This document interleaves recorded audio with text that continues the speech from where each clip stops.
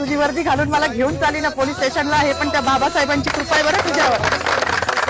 मला हसायला आलं, मी अजूनही आनंदी आहे, मला काही वाईट वाटत नाहीये. आणि ज्या संविधानाने आज मला ही ताकद दिली आहे, त्या बाबाला जेव्हा हे संपवायला जातात तेव्हा त्यांची ही लेख तेवढ्याच निडरतेने उभी राहिली आणि ह्याचा मला खूप अभिमान आहे. एवढीच माझी मागणी की त्यांच्यावर अॅट्रॉसिटी दाखल करावी, अन्यथा ह्याच ठिकाणी मी उपोषण चालू करणार आहे. केलंच आहे असं समजा. संविधान दिवस आहे हे सगळ्यांना माहिती आहे.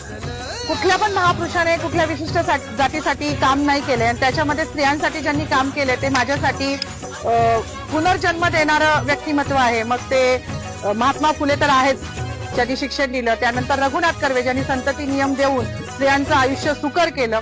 आणि तिसरे म्हणजे जे कायमच ज्यांना पिढ्यानपिढ्या त्यांचं ऋण फिटणार नाही असे डॉक्टर बाबासाहेब आंबेडकर, ज्यांनी हिंदू कोड बिल, म्हणजे आज मला शोकांतिका आहे की मी जेव्हा जय भीमचा नारा लावला तेव्हा मला पोलीस स्टेशनला घेऊन येणारी जी महिला होती तिला पण म्हटलं, बाई आज तुझी वर्दी घालून मला घेऊन चाली ना पोलीस स्टेशनला, हे पण त्या बाबासाहेबांची कृपा आहे बरं तुझ्यावर.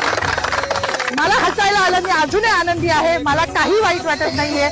माझी नोकरी, माझं प्रमोशन मला काहीच कळत नाही, कारण माझ्या बाबासाहेबांनी हिंदू कोड बिलाचा जो राजीनामा दिला होता तो माझ्यासारख्या महिलांसाठी दिला होता.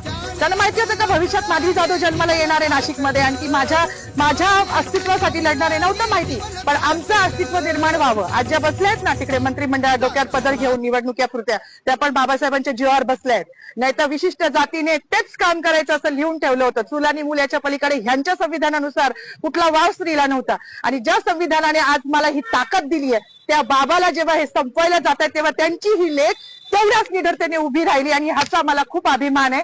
जास्त काही बोलणार नाही. गिरीश महाजनांनी जो बाबासाहेबांचा अपमान केला आहे तो भरून निघण्यासारखा नाही. म्हणजे त्यांच्या दृष्टिकोनातून पाप धुवायला आता कुंभमेळा येतोय, तिथे जरी त्यांनी नदीत आंघोळ केली तरी तो धुतला जाणार नाही, इतकं मोठं पाप त्यांनी केलेलं आहे. त्यांचं पाप जेव्हा संविधानाच्याच मार्गाने त्यांच्यावर अॅट्रॉसिटी दाखल होईल ना तेव्हाच ते धुतलं जाईल. एवढीच माझी मागणी की त्यांच्यावर अॅट्रॉसिटी दाखल करावी, अन्यथा ह्याच ठिकाणी मी उपोषण चालू करणार आहे. केलंच आहे असं समजा, जोपर्यंत त्यांच्यावर अॅट्रॉसिटी दाखल होत नाही. बाकी मला काही म्हणायचं नाही. पुन्हा एकदा जय भीम. डॉक्टर बाबासाहेब आंबेडकरांचा